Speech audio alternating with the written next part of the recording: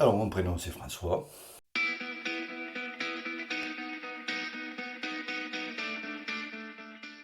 C'est surtout une très grande gentillesse. Et donc, trop grande gentillesse. Quand on dit trop gentil, trop sérénne, ben, ça me définit très bien. Lorsque j'ai connu ma femme, quelques temps après, très souvent, lorsqu'elle avait l'occasion de me présenter à ses copains, à ses amis ou à sa famille, elle a eu pendant quelques temps juste une petite phrase, hein, me disant, bon ben voilà mon mari, François, c'est l'abbé Pierre. Voilà. J'ai rencontré l'abbé Pierre, ou la réincarnation de l'abbé Pierre. Voilà. L'altruisme pour moi, en tout cas, qui- pour lequel je commence à m'en faire une philosophie, peut se retourner des fois, bien entendu, dans le monde dans lequel on vit, sur celui qui est contre celui qui l'est justement altruiste. Et il y en a plein, bien entendu, qui profitent de cette gentillesse, hein. J'ai appris quand même maintenant à me méfier, de ne pas trop ouvrir les bras de suite quand je vois quelqu'un. Voilà. Je n'étais pas comme ça avant. Et il y a beaucoup de choses qui ont explosé, qui ont implosé en moi depuis peu, et qui, sans être trop prétentieux, me permet de très vite cerner les personnages. C'est à la fois une façon pour moi d'aller vers les autres et d'apprendre beaucoup des uns et des autres, mais aussi pour forcément de me protéger la peine des autres.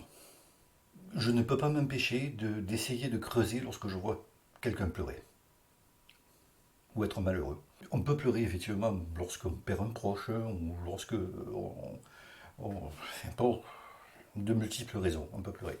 Mais ça me donne envie de l'aider, cette personne. Et ça me fait de la peine et j'essaye, j'ai envie d'aller la chercher, cette peine, hein, pour la soulager. Voilà. On a tous des souffrances, plus ou moins enfouies. J'ai accumulé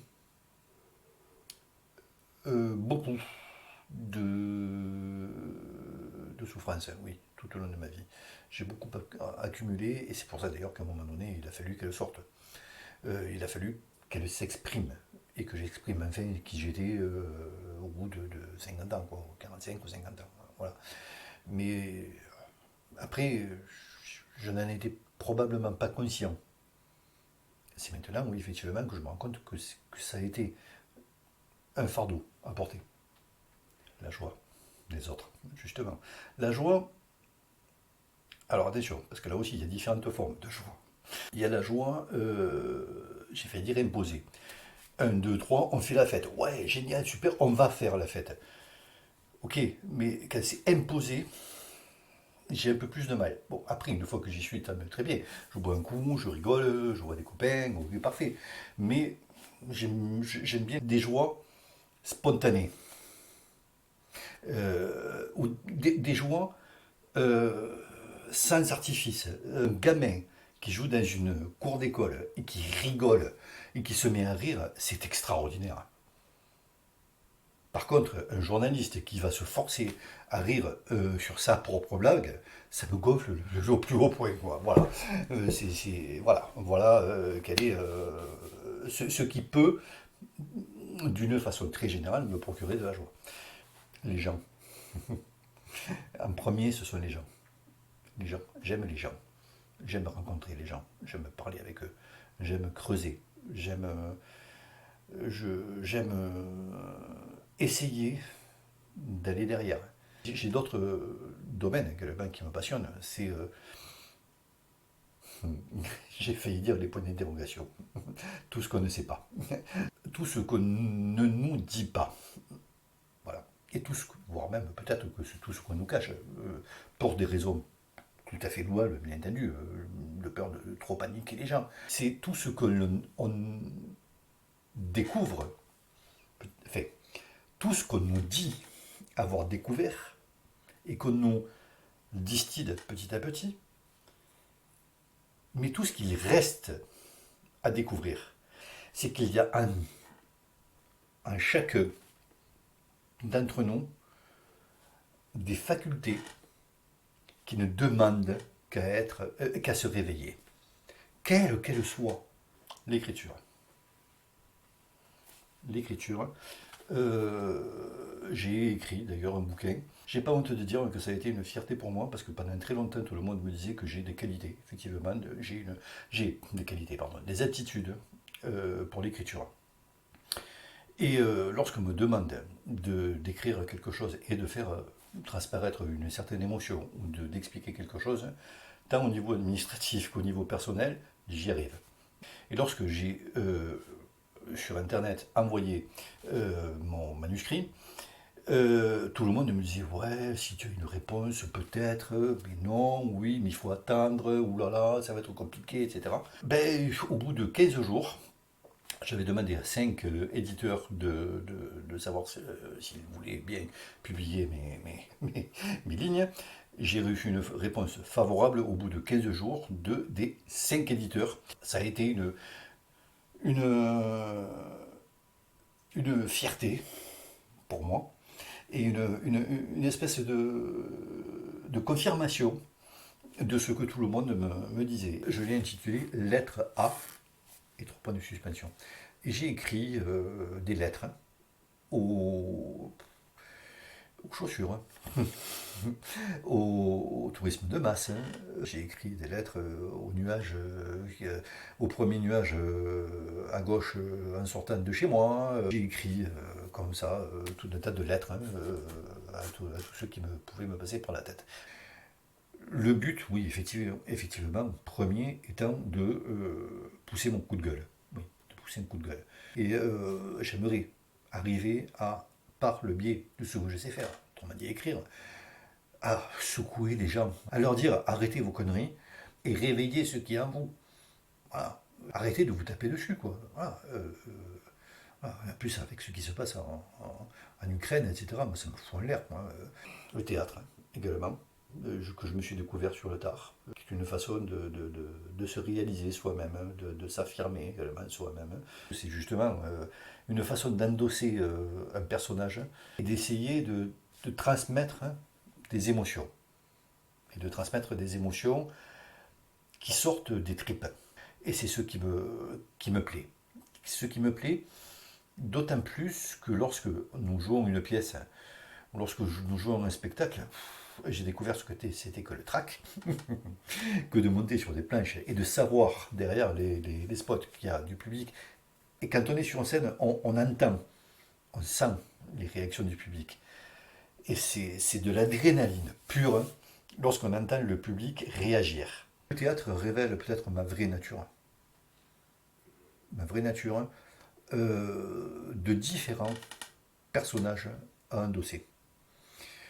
Et pas seulement un personnage forcé par un métier, par une charge qui impose effectivement des contraintes morales, nous dirons. C'est vrai que je ne vais pas arriver mort de rire chez quelqu'un en lui disant qu'il lui doit 10 000 euros. Voilà. Bon. Par contre, au théâtre, si le personnage s'y prête, oui, là oui, tu peux laisser le libre cours, effectivement, à ce que tu es réellement. Le métier, lui par contre, la charge impose le contraire même de l'exubérance. Voilà. Et donc tu es obligé de te mettre des cadres, de te mettre des limites qui, voilà, que je languis des fois de tomber le vendredi soir quand je suis à la maison. Voilà. La musique, hein, j'adore la musique, j'adore écouter de la musique, quelle qu'elle soit. Voilà. Les musiques, non pas la. Enfin, si, la musique, mais la mer, ça, j'adore ça. La voile en particulier, ça, c'est synonyme aussi de liberté, de naturel également. Tu me mets sur un bateau, je suis heureux. Voilà. C'est un autre monde. C'est un monde à la fois attirant et tellement mystérieux et dangereux. Que, enfin, dangereux dans ce sens qu'on ne la connaît pas. De toutes les façons, la mer et sera la plus forte. Et c'est ce qui m'attire vers elle. Je suis relativement endurant à la douleur. Il faut vraiment que ce soit insupportable pour que j'aille consulter. Après, bon, maintenant, on a l'âge de nos artères, comme on dit. Psychologiquement, Je suis assez polyvalent, enfin, je m'adapte vite. Je suis un mélange de quelqu'un d'entier et de quelqu'un de polyvalent, comme te dis, je m'adapte, je suis très caméléon. N'importe où que je me trouve, je sais m'adapter, je sais patienter, je sais, même si ça me gonfle, comme là, tu vois, par exemple, ça me gonfle, mais je reste, quoi. L'humain, l'humain. Ma fille, bien sûr, bon, ça c'est évident. L'être humain, ainsi qu'il est constitué de chair et d'os, et de ce qu'il est constitué de pensée et d'émotion. Voilà, c'est l'être humain, d'abord. À l'inverse, je ne m'attache pas à la matérialité des choses. Je me fous éperdument de vivre dans un 12 mètres carrés ou dans un 5 mètres carrés. Il suffit que j'ai de quoi dormir, de quoi me laver, de quoi écouter un petit peu de musique quand même. Euh, Il y a une voiture pour me déplacer.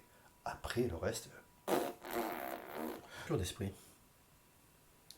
De l'ouverture d'esprit et l'absence d'a priori. L'absence d'a priori, l'absence de jugement.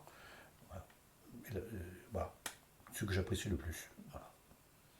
Je regarde plus ceux qui m'agacent chez les gens. J'essaie de trouver du positif. C'est comme ça que j'arrive à supporter oui, la nature humaine qui me gonfle, vous l'aurez compris. Avec toujours cette petite pointe de. Il fallait dire regret, mais c'est pas vraiment un regret.